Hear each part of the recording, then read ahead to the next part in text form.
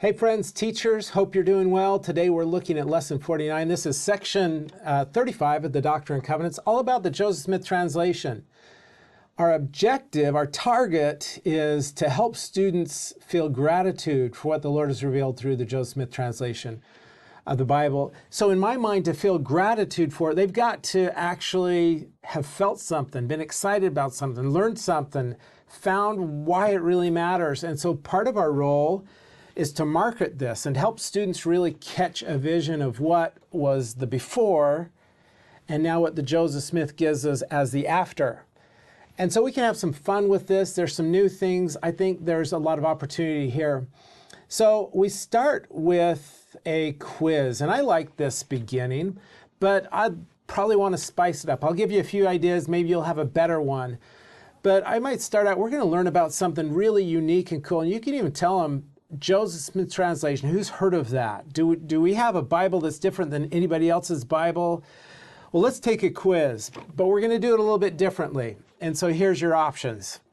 If you got a small class, you can say, when it's true, you got to go stand on this side of the room. False, you got to stand on this side of the room, just to see if the class divides. You could give every student 2 sticky notes and tell them write true on one, false on one. And they've got to raise their true or their false sticky note up in the air when you ask the question.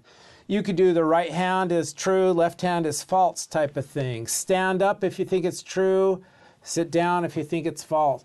But it's a good idea, I think, to have students move, make it a little bit fun. But let students know, I just want to see where you're at. This is a big project, this Joseph Smith translation. I want to see what you know. We're not even going to grade the quiz. Let's just see where you're at. And then you're going to ask the questions, kind of have fun, and ask students, are you confident? Are you 100% on this one? Is that your final answer? But as they finish the quiz, you can then say, you know what? We've got some cool things to discover. Remember, we're marketing this. We're building excitement for the Joseph Smith translation. We're trying to entice the learner to learn. And so then we just got a little history. Let's open to section 35. See what we can learn. When we have them look at verses 17 to 20 or the heading, just let's find and mark anything you learn. Mark everything you can learn. Tell us what you learned. Did that answer any of our quiz questions? But they're looking, they're finding on their own. They're having an experience. I like trying to identify in verse 20. I think they can do this on their own just fine. If you're to say, can you find and mark in there the purpose the Lord gives for inspired changes of the Bible? What's really the end goal of that? Can you mark that in verse 20? And there's not much to mark besides to the salvation of my own elect. Say, that's kind of a big deal. Let's write that on the board. Let's write that on the journal. Something in this Joseph Smith translation has to do with helping us with salvation, truths that would help towards our salvation. Kind of a big deal. So again, we're making this Joseph Smith translation really cool. I do think it's important to highlight that this work wasn't a literal translation. That was one of the quiz questions, from one language to another. He's using a copy of the King James Bible. If you've got a Bible that isn't our LDS Bible, just a random Bible, maybe bring that. This is good times. This is what Joseph had at that time. It's different than what we've got now. But he used that as a starting point as he sought revelation and inspired corrections and additions. And so here's the beginning. What is different with our Bible now that wasn't there then? I'm guessing our students don't know the answer to that yet. So that should whet the appetite a little bit. Say, today we're going to figure it out. So we've got this cool activity here, but I thought we can make it a little bit better even. So we've got 4 topics on this activity, and all of them kind of end with something like, why should we be grateful? That was our objective for the lesson, right? We want students to feel grateful. Why is this really cool? But the headings were a little sterile for me. So I decided I want to try to whet the appetite for this activity by starting by saying, here's the original Bible, here's our Latter-day Saint Bible. What did Joseph Smith add to it? I've got 4 questions. Let's maybe put them on the board, and you pick one that you're really interested in. So to be clear, I essentially just changed the headings on that PDF, on the worksheet, on the activity, to questions that I thought might maybe be a little bit more exciting. Like, did Joseph restore any lost books or chapters? Wouldn't that be cool if Joseph gave us lost books or chapters? That'd be awesome.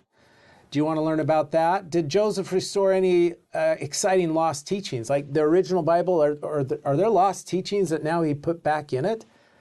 Anybody know of any? Did Joseph's work on the Bible translation prompt any cool revelations in the Doctrine and Covenants? So as he was looking at this, did new revelation come? And we've actually got in the Doctrine and Covenants, which sections? That would be cool. Did Joseph's work on the Bible translation help make the Bible seem less confusing to the average reader? A lot of people say the Bible's just confusing. So does his work with our scripture, is it easier to read? And so I might have these on the board and just say, I want you to pick one. Which one of these are you most interested in? You might just even say, raise your hand if one's your favorite one, and check the box on the board. How many are going to look at this? Try to increase the likelihood that your students are going to dig in with interest by having them choose one, use their agency to say, I want to know that. Okay? And so then we've got our activity. In your lesson manual, it looks like this, and at the bottom you can download the PDF, but I essentially just took the exact same thing and I changed all the headings to my questions. So here they are. This is the exact same thing from the student manual, but the purple is the questions that I chose to try to make it a little bit more exciting. So whatever they chose on the board, you say, hey, all you who chose number one, go to number one on the worksheet. You're going to dig into that. You might have time to look at another too, but I want you to take about 5 minutes to become an expert, because we're going to have you share the answer with others. And you can split these up any way you want, but I like the idea of students having a choice. And so those who did one, what did you learn? What's the new, lost book chapters? What did you learn? And just go through and review this. But what we're trying to do, that we started out with, and this is at the very top of our lesson, we're trying to help students feel gratitude for the amazing teachings, revelations that came to us through the Joseph Smith translation of the Bible. I think as we build it up, we create some energy, we ask some questions that are interesting. Students can learn some things, find some things, and be able to have something to share that would be of value. I think this will be a great lesson. You're going to do great. Thanks for all that you do.